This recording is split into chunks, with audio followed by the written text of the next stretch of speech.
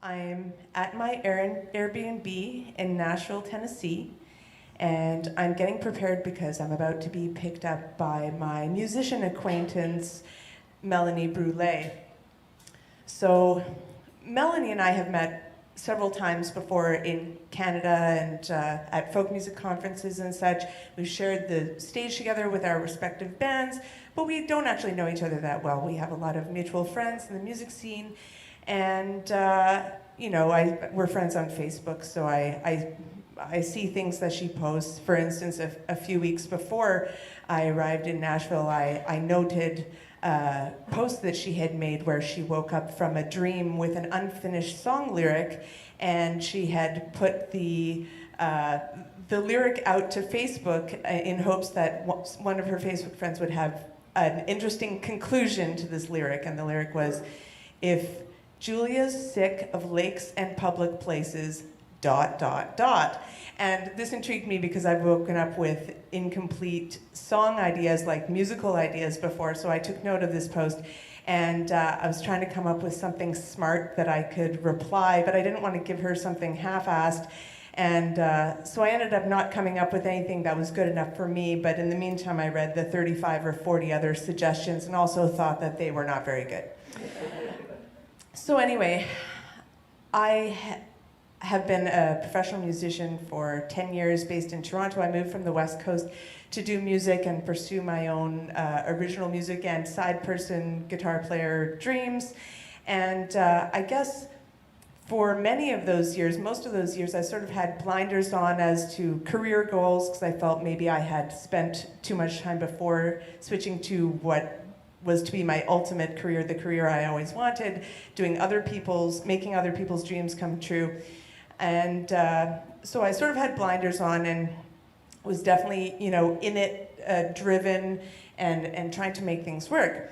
But a couple years ago, I started realizing that although I have a lot of joy when I'm writing music, playing music, on stage, touring, all these kinds of things, that I hadn't really been writing or making music just for music's sake that much anymore. Usually there's a goal or some kind of career-oriented thing attached to the music that I'd been making. So I'd been thinking a lot about this at this point, and although I was in Nashville to do something career-oriented, working with a pop music producer, doing something different than my usual arty, creatively based music, I decided that on my days off in Nashville that, as it was my first time there, that I would, it's known as Music City, USA, and the songwriter capital of North America. So I thought, you know what, I want to co-write with as many people as I possibly can while I'm here, just not for any career-oriented reason, just for the sake of music and making music, and who knows what might come of it. So I had, before going to Nashville for the first time, I made a post on Facebook asking my Facebook friends if they had recommendations of things that I needed to do or see, or if they knew any people there that I should try to co-write with, and I was totally indiscriminate in my choices of who I would do this with. Anything goes. So Melanie's name had come up, and again, we didn't know each other that well, but anyway, I'm waiting for her to pick me up from this Airbnb that smells way too much like scented air freshener, the kind that makes me feel kind of nauseous.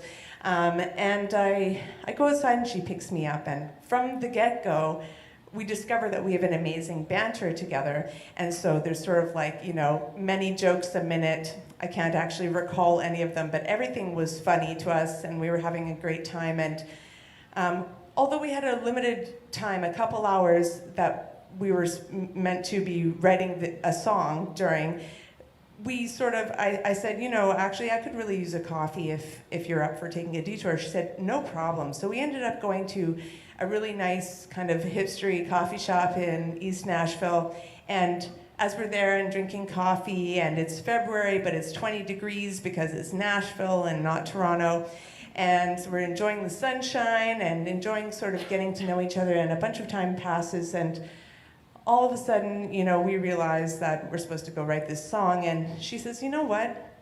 I really haven't explored this area of East Nashville before, and what would you think about sort of like ditching our songwriting plans and just, exploring a little bit together? And I said, you know what, that's totally fine. I'm having a super fun time. I have no complaints. So we go to Record Row, which is an area where there's a lot of recording studios where famous recordings that I'm sure we've all heard before have been recorded, and we're looking around, we're looking at the street art, we're looking at the buildings. I'm soaking in the new environment as this is my first time there. And after maybe another hour or so, we end up in Third Man Records, which is Jack White from the White Stripes record label. So he has a storefront sort of gift shop attached to this recording studio. I didn't actually see the recording studio in the end, but this gift shop is really cool. It's like a musician's playground, basically. He has a penchant for vintage things and to do with music, and he's collected a lot of them, and they're for sale and just to play with in this sort of gift shop area. So we're looking at these little synthesizers and samplers which have sounds that remind me of black and white space movies from the 1950s. And there's all sorts of interesting guitar pedals I've never seen, and a couple guitars, so of course I plug in and I play some hilarious stuff, and there's just random buttons to press which make sounds everywhere. And we're both having an incredibly fun time making little stories for Instagram or whatever stupid things musicians do. And then we look over and see this sort of wooden telephone booth.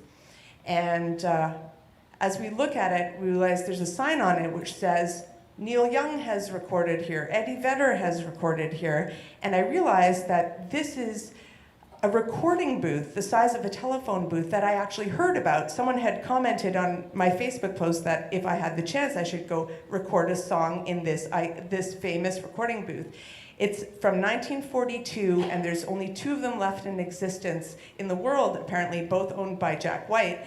And this one is in the shop at Third Man Records, and what you do is you pay $20 to the staff, and you squish yourself into this booth, and there's one old microphone, which is at the top, and you can go in there and record up to 2 minutes and 20 seconds of music, and then it will get etched to 6-inch vinyl, and you can leave Third Man Records with your own record. So I see that, and I'm like, oh man, I heard about this thing, I totally forgot about it, but I feel like I have to record something here, how can I not? I mean, this is pretty damn cool. And I'm picturing the old school crackles that old recordings have and how I could have that on one of my songs. But meanwhile, Melanie's there too, and she, even though she lives in Nashville, she's newish to Nashville, hence not having seen that area of town. And she's like, yeah, I kind of want to record here too. I'm like, man, it's too bad we don't have something we could do together. Do we just like pick a cover that we both know? And then as I say that, we sort of look at each other and we're like, we have 40 minutes left until our hang's over. You think we can write a song that we can record in this booth? We're like, let's do it. So we run out, get back in her pickup truck, and go a few minutes away to her songwriting studio that she had sort of set aside 3 hours of time in for us.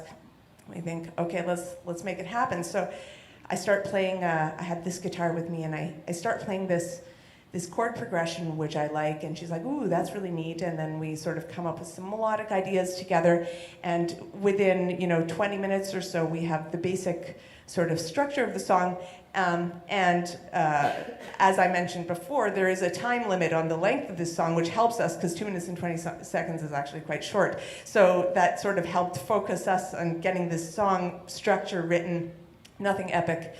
And then it's time to do the words of the song. And I say, why don't you start it off? Because I felt like, I offered a whole bunch of the music, got that ball rolling, so maybe she can do that. And then she says, well, I did actually wake up from a dream a couple weeks ago with this unfinished song idea, a song lyric idea. And I said, oh, you know what? I totally saw that post. I remember that post from Facebook. She's like, yeah. And I said, well, okay, let's start there. So we used that as our jumping off point, and we ended up writing 3 verses and a good chorus.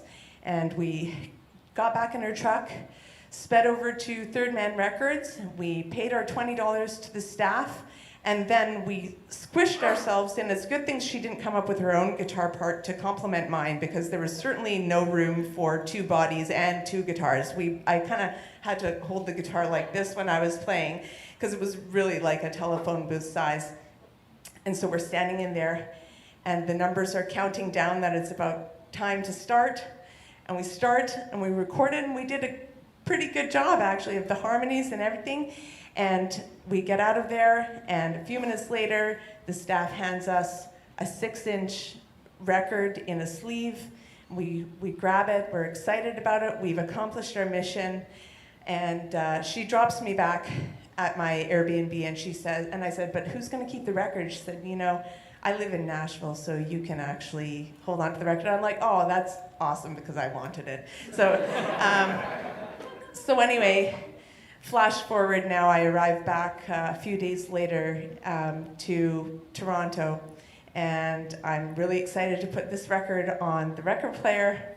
And I'm picturing these crackles that were in my memory over this cool song that we wrote called Royal Blue, and I put it on there. And instead of the crackles, basically it sounds like someone wrapped a microphone in a towel and put it underwater, and then it's the sound of us recording. So I guess that's what happens with the technology from 1942 now. But anyway, regardless, it was an amazing experience, and I like the song, so I play it all the time.